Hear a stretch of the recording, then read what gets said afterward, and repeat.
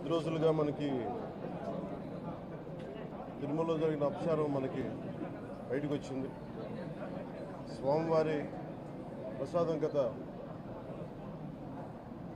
శతాబ్దాలుగా, సరిగ్గా చెప్పాలంటే 300 సంవత్సరాల పై చిలుకు నుంచి స్వామివారి ప్రసాదాన్ని తిరుపతిలో కానీ దీన్ని 3 శతాబ్దాల పైనుంచి దీన్ని తీసుకొస్తూ వచ్చారు, స్వామివారికి నైవేద్యంగా ఇస్తూ వచ్చారు. ఇది మహాప్రసాదంగా భావిస్తాం దేశం అంతా.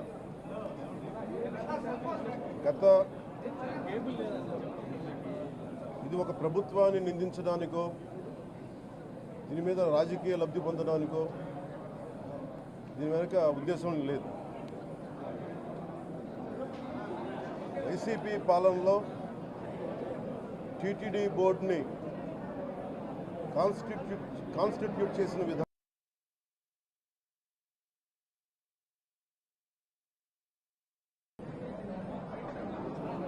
ఏ గుడైనా సరే భక్తుల మనోభావాలు దెబ్బతినకుండా, ఆచార వ్యవహారాల్ని నిర్వీర్యం చేయకుండా, అపరాధం వాటిల్లకుండా ముందుకు తీసుకెళ్లాల్సిన అవసరం ఉంది. అది వారి బాధ్యత.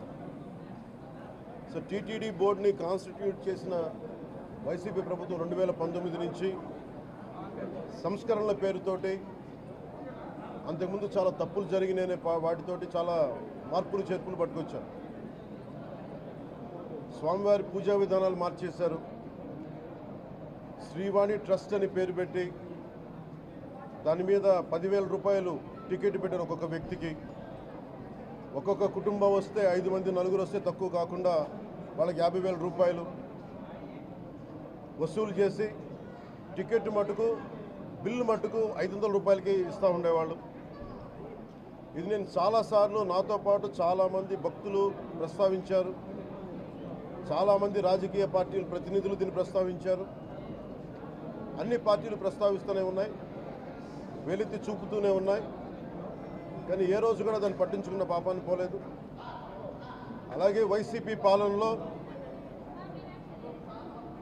అఫీషియల్గా ఆన్ రికార్డ్ 219 గుడుల్ని అపవిత్రం చేశారు. విగ్రహాలని విధ్వంసం కావచ్చు, రథాలు తగలబెట్టడం కావచ్చు, అలాగే 300 పైచిలకు మన దేవాలయాలను అపవిత్రం చేశారు. ఇన్ని జరిగినా కానీ ఎప్పుడు నేను గొంతెత్తుతూనే ఉన్నాను. ఆ రోజు రామతీర్థం సమయంలో కూడా రాముల వారి విగ్రహాన్ని తల నరికేస్తే అర్చకులు దాన్ని, రాముల వారి విగ్రహాన్ని ఇలా పట్టుకొని ఆయన బాధపడుతూ ఉంటే ఆ రోజు కూడా నేను తెలియజేశాను. ఆ రోజు కూడా అందరూ ఏకం కావాలి.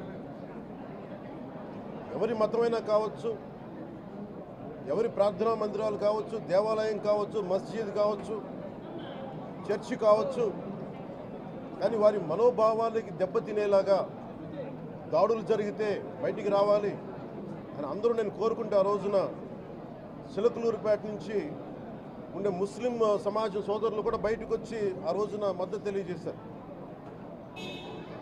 ఇది ధర్మానికి సంబంధించిన వాళ్ళని ఒక పిలుపునిస్తూ ఆ రోజు కూడా వచ్చారు. కావాలంటే అది ఒకసారి మీరు ట్విట్టర్ టైం లైన్లో ఉంటుంది, అది కూడా మీరు చూసుకోవచ్చు. కానీ ఈ రోజున మేము ముందు నుంచి తెలియజేస్తూనే ఉన్నాం, చాలా అవకతవకలు జరుగుతూ ఉన్నాయి, ప్రసాదాలు కల్తీ జరుగుతూ ఉన్నాయి, సరిగ్గా లేవు, ప్రసాదం నాణ్యత పోయింది, డబ్బులు కలెక్ట్ చేస్తున్నారు, రిసిప్ట్లు ఇవ్వట్లేదు. అసలు టీటీడీ మీద కూడా వైట్ పేపర్ రావాల్సిన అవసరం ఉంది. ఇవన్నీ కూడా మేము చాలాసార్లు అనుకుంటా ఉన్నాం. కానీ ఈ స్థాయిలో కల్తీ జరుగుద్దని, కల్తీ ఉంటుంది, ఫుడ్ అడల్ట్రేషన్ ఉంటుంది, చేసే తిండిలో కల్తీ ఉంటుంది, అన్ని దేవాలయాల్లో కూడా ప్రమాణాలు పాటిస్తున్నారా లేదా అన్న చర్చ బయటకు వచ్చింది ఈరోజు. ముఖ్యంగా తిరుపతి లడ్డుకు ప్రసాదాన్ని శ్రీవారి మహాప్రసాదానికి సంబంధించి ఇది మీకు ప్రత్యేకించి నేను చదివి వినిపిస్తాను మీకు.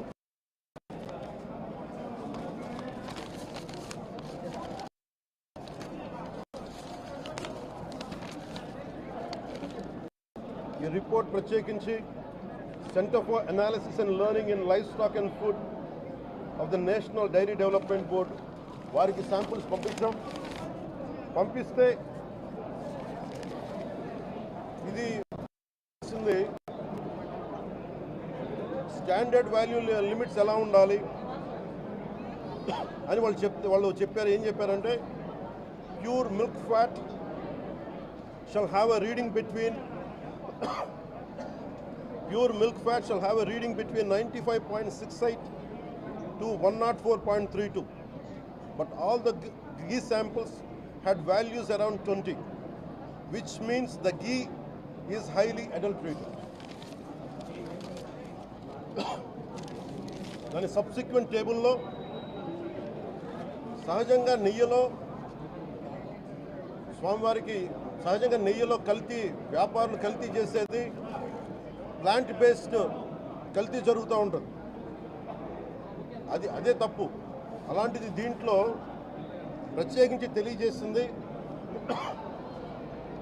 సోయాబీన్ ఉంది, sunflower, olive oil, rapeseed, linseed, wheat germ, maize germ, cottonseed, coconut, palm ఆయిల్తో పాటు fish oil, beef tallow, lard. Fish oil మీకు తెలిసిందే, చేప నుంచి ఎక్స్ట్రాక్ట్ చేసిన నూనె. బీఫ్ టాలో అంటే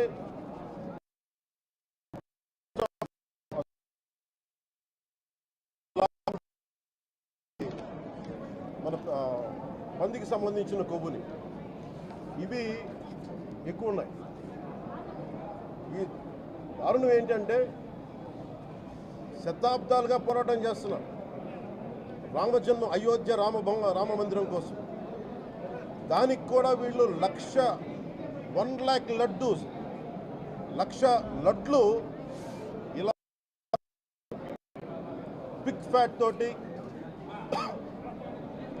ఫిష్ ఆయిల్ 1,00,000 లడ్లు కొన్ని శతాబ్దాలుగా అయోధ్య రామ మందిరం కావాలని చాలా ప్రతిష్టాత్మకంగా తీసుకుంటే దానికి కూడా తిరుపతి లడ్లు వెళ్ళింది, టీటీడీ లడ్లు వెళ్ళింది.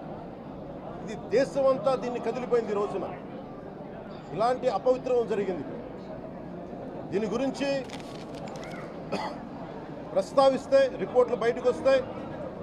వైసీపీ నాయకత్వం కానీ రాజకీయ చేస్తారన్న మాట మాట్లాడుతూ ఉన్నారు. వైసీపీ నాయకులకి కానీ వారి మద్దతుదారులు కానీ నేను మనస్ఫూర్తిగా మీకు తెలియజేస్తున్నా, రామతీర్థం గొడవప్పుడు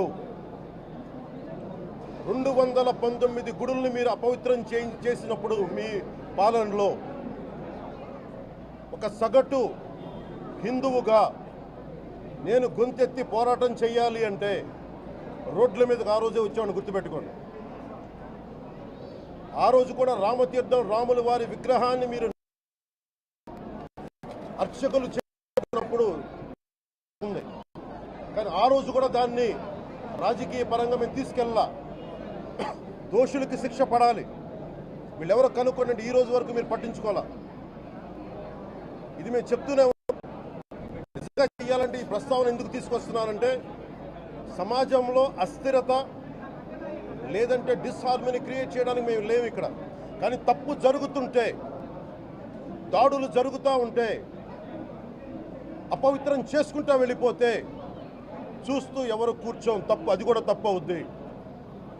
ఫండమెంటల్ కాన్స్టిట్యూషనల్ ఫండమెంటల్ ఇది. ప్రతి వ్యక్తికి వారి ధర్మాన్ని ఆచరించే హక్కు ఉంది. ఎవరన్నా వచ్చి ఆ ధర్మాన్ని పాడు చేసే హక్కు ఎవరికి లేదు. ఫండమెంటల్ రైట్ ఇది. ఇలాంటి స్థాయిలో ఈ రిపోర్ట్ బయటకు వచ్చినప్పుడు ఏం చెప్పు ఉండాల్సింది గత ముఖ్యమంత్రి గారు? సార్, ఇది ప్రభుత్వం, మన కొత్త ప్రభుత్వంలోకి వచ్చాం. ఇది వెండెట్టా ప్రభుత్వం కాదు, ఇది పగా ప్రతీకారాల ప్రభుత్వం కాదు ఇది. కానీ తప్పు జరుగుతుంటే మటుకు చేతులు కట్టుకొని చూసే ప్రభుత్వం కూడా కాదు. అది మీకు చాలా పగడ్బందీగా తెలియజేస్తున్నాను విషయం. అలాంటిది నా మీద ఎన్నో మాట్లాడినా మేము ఎప్పుడు మాట్లాడలా. రామతీర్థం గురించి జరిగినప్పుడు కూడా మేము మాట్లాడలా. కానీ ఈ రోజున రిపీట్ అయిపోతున్నాయి మిస్టేక్స్. అలవాటైపోయింది. ఇప్పుడే ఫుల్ స్టాప్ టు దిస్. దీంట్లో ఒక్కరు నిందించట్లా. టీటీడీ బోర్డు ఉంది, వైసీపీ కాన్స్టిట్యూట్ చేసిన టీటీడీ బోర్డు ఉంది. వైవి సుబ్బారెడ్డి గారు ఉన్నారు టీటీడీ చైర్మన్గా. టీటీడీ ఈవోగా ధర్మారెడ్డి గారు ఉన్నారు. మళ్ళీ వాళ్ళు కాకుండా కొత్తగా వచ్చారు. ఈ 5 సంవత్సరాలు ఈ బోర్డు ఏం చేస్తూ ఉంది? ఈ టీటీడీ బోర్డుని మేము ప్రశ్నిస్తున్నాం. మీరు బయటికి రండి. ఏం చేసి ఉండాల్సింది వచ్చినప్పుడు మీరు పంపించండి ల్యాబ్స్కి. మీకు ఎవరైతే తప్పులు చేశారో వారి మీద మీరు చర్యలు తీసుకోండి అని చెప్పాలి. కానీ తప్పులు చేసిన వాళ్ళని వెనకేసుకొచ్చే విధానం ఏంటో నాకు అర్థం కావట్లేదు. దాన్ని మార్చుకోవాలి. అంతేగాని ఇది చూసే మీరు అస్థిరత చేసే ఆలోచన కానే కాదు. ఇదే మీరు ఊహించండి. ఇంకా ఏ ధర్మం ఇలాంటి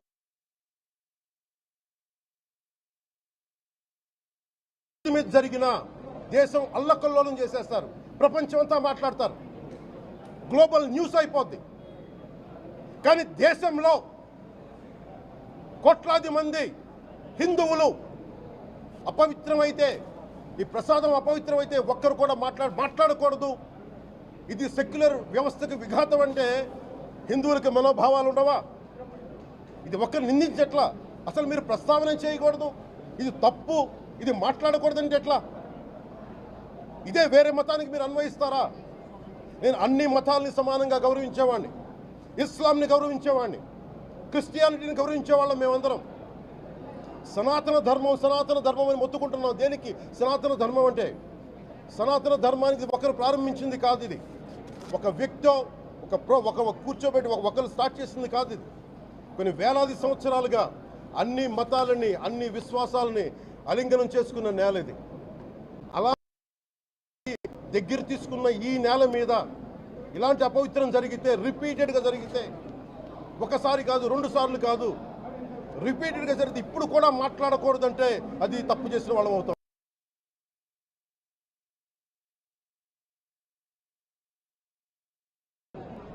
మేము కాదంటలా.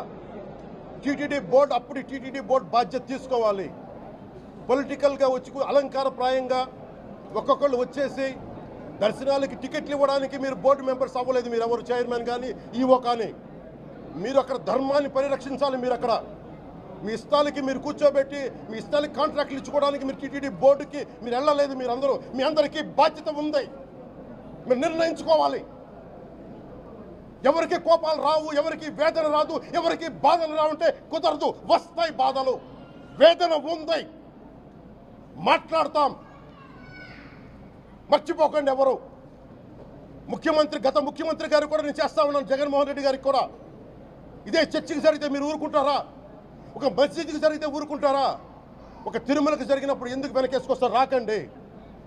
ఏ మతం మీద దాడి జరిగినా సంపూర్ణంగా నాతో సహా మేము ఖండిస్తాం, వస్తాం.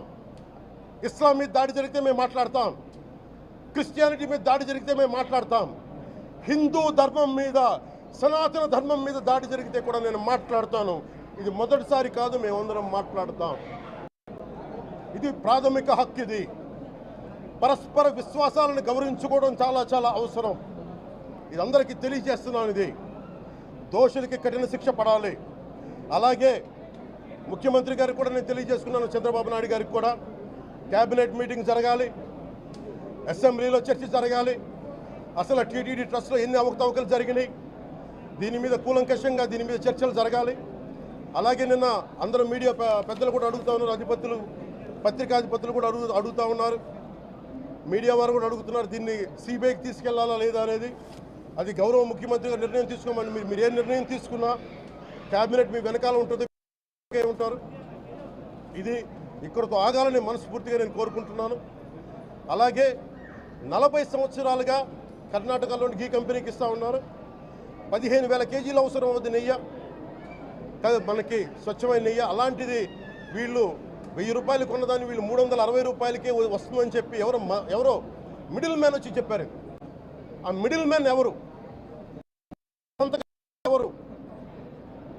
మీరు 1,00,000 లడ్డూలు మీరు అయోధ్యగా పంపించినప్పుడు మాట్లాడింది ఎవరు? చెక్ చేశారా? క్వాలిటీ చెక్ చేశారా? కోట్లాది మంది భగవంతుణ్ణి విశ్వాసం ప్రకటించే ప్రతి ఒక్కరి ఈ రోజున బాధకు గురయ్యారు. నాకు నిజంగా ఇంకో వేదన కూడా ఉంది. ఇది ఇంకొకరు నిందించట్లా. తిరుమలలో ఉండే ఇంతమంది సేవ చేసుకునే వ్యక్తులు కానీ మీరందరూ హిందువులే కదా. మీరందరూ టీటీలో ఉండే వందలాది మంది ఎంప్లాయీలు, ఉద్యోగులు, వేలాది మంది ఉద్యోగులు, మీరందరూ ఏం చేస్తున్నారు? మీరు మీరు హిందువులు కాదా? మీరు స్వామివారికి అపవిత్రం జరుగుతూ ఉంటే మీరు కల్తీ నేచర్ మీకు తెలిసి కూడా మీరు ఎందుకు కాముకున్నారు? భయపడ్డారా వైసీపీ అంటే? వైవి సుబ్బారెడ్డి గారంటే భయపడ్డారా? ధర్మారెడ్డి గారంటే భయపడ్డారా? ఏ స్వామి అయితే మీకు ఆశ్రయం ఇచ్చారో ఆ స్వామికి అపవిత్రం జరుగుతూ ఉంటే మీరందరూ కామ్గా కూర్చునే మీకు ఎలా వచ్చింది మీకు? ఇది నేను సాటి హిందువులను కూడా నేను ప్రశ్నిస్తున్నాను. దీంట్లో ఇది ముందుగా ప్రతి హిందువు గౌరవించాల్సింది. దీన్ని మీ మతాన్ని మీరు గౌరవించుకోండి ఫస్ట్. ప్రతి హిందూ నేర్చుకోవాలి ఇది. ప్రతి హిందూ ఆత్మపరిశీలన చేసుకోవాలి. మీరు బయటికి రావాలి. తప్పు జరుగుతూ ఉంటే కూర్చొని చేతులు కట్టుకొని మనకెందుకులే అంటే ఇలాగే ఉంటాయి. ఇది మారాలి. నేను కూడా దీంట్లో భాగమే కాబట్టి నిజంగా నాకు ఇన్ని సమస్యలు చెప్పారు ఇన్ని సంవత్సరాలుగా.